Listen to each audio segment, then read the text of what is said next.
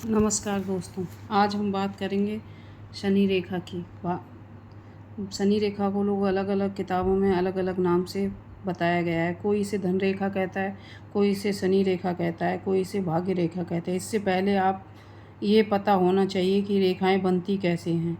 हमारे पूर्व जन्मों के कर्मों से जो हमने अच्छे बुरे कर्म किए होते हैं, वही हमें रेखाओं के प्रारूप के रूप में एक ब्लूप्रिंट मिलता है हाथों में।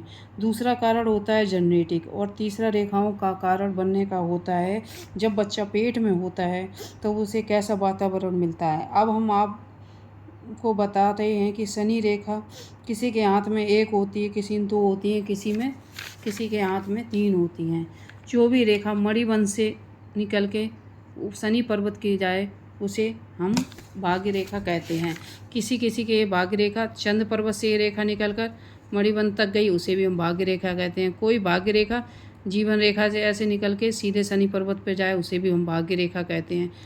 कोई रेखा शुक्र पर्वत से जो निकल के शनि पर्वत की तरफ जाए, उसे भी हम भाग्य रेखा कहते हैं। जो चंद्र पर्वत से निकल के शनि पर्वत पर जाए, उसे भी हम भाग्य रेखा कहते हैं। और मणिबंध से निकल कर जो शनि पर्वत पर जाए, उसे भी हम भाग्य रेखा कहते हैं। अब हम बताते हैं कि शनि रेखा हमको क्या बताती है। आपके कैरियर, आपकी नौकरी, भाग्य रेखा, कुछ लोग जिसे बोलते हैं, यह कैरियर, आपकी नौकरी, भाग्य रेखा, धन दौलत, प्रॉपर्टी, ये सब हमें इसी भाग्य रेखा से पता चलता है। ऐसा भी नहीं होता कि जिनके भाग्य रेखा नहीं है वो कुछ कर नहीं सकते। भाग्य रेखा का होना जितना ज़रूरी नहीं है जितना कि उसका साफ स्वच्छ होना ज़रूरी है। अगर भाग्य रेखा नहीं है आपके हाथ में तो कोई बात नहीं, लेकिन आपके हाथ में अगर भाग्य रेखा है, टूटी है, कोई अशुभ है, कोई उसको कोई रेखा काट रही है, तो वो बहुत गलत है।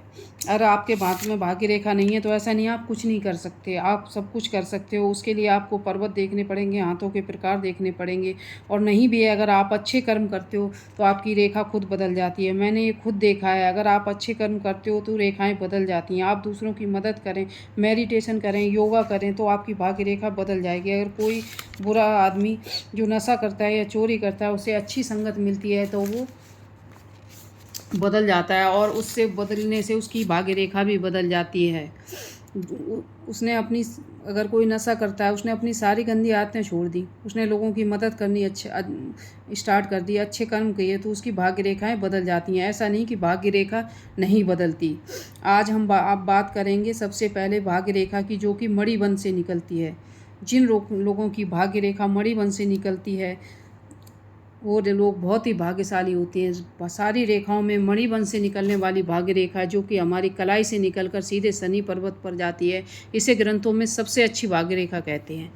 जिन लोगों के हाथ में ऐसी रेखाएं निकलती हैं उन्हें पैतृक संपत्ति बहुत मिलती है, बहुत सफलता प्राप्त करते हैं, और कम संघर्ष में और कम मेहनत में ज़्यादा सफल हो जाते हैं। ज़्यादातर आपने देखा होगा किसी की पास कंपनी है और वो कंपनी का मालिक अपनी कंपनी संभाल रहा, उसका बेटा बड़ा हो जाता है और बाद में वो उसका सीईओ बन जाता है।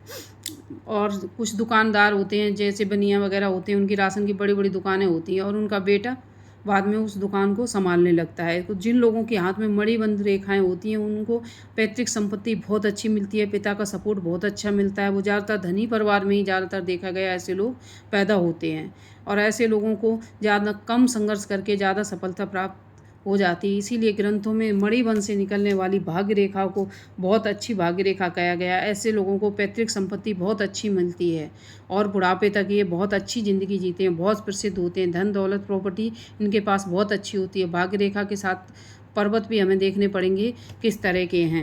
अगर अभी हम भाग्य रेखा की बात करते हैं तो ये मणिबंध से निकलने वाली भाग्य रेखा बहुत अच्छी मानी जाती है। ऐसे लोगों को पिता का सपोर्ट बहुत अच्छा मिलता है। इनके पिता ज़्यादातर बहुत धनी होते हैं, और नहीं भी होते तो इनके जन्म के बाद इनके परिवार में बहुत अच्छा सुधार होता है। ये पूर्व जन्मों के कर्मों से हमें ऐसी भाग्य रेखा मिलती है। जिस लोगों की जैसे कंपनियाँ हैं, अपने आप कम मेहनत करी, ज़्यादा पढ़े लिखे भी नहीं हैं, और उन्हें वो गद्दी अपने बाप की मिल गई। कोई किसी का पापा किसी के एमपी हैं, सांसद हैं, और उन्होंने कोई मेहनत नहीं करी और उनके बाद उनको वो पदवी मिल गई। ऐसे लोगों को ज़्यादातर पैतृक संपत्ति, पिता का सपोर्ट, अपने पिता की गद्दी मिलती है। जय माता दी।